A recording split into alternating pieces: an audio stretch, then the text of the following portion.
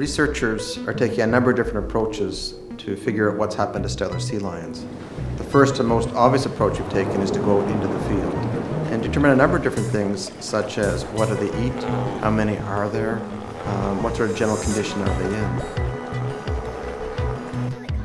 in. The second major approach we've been taking has been to work with captive animals at the Vancouver Aquarium.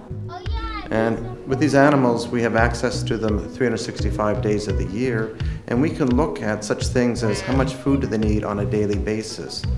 What effects does a change in type of food that they eat have on their overall health? We've also been quite fortunate to take our captive animals out to the open ocean and to work with them in a controlled setting, but have the animals simulate actual foraging events. From that, we're working out what is the energetic cost for animals to catch different types of fish.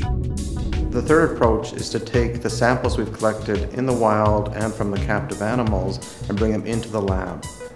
Things such as the fecal samples that we've collected, we can analyze those to look at the bones that they contain to determine what types of fish animals have eaten.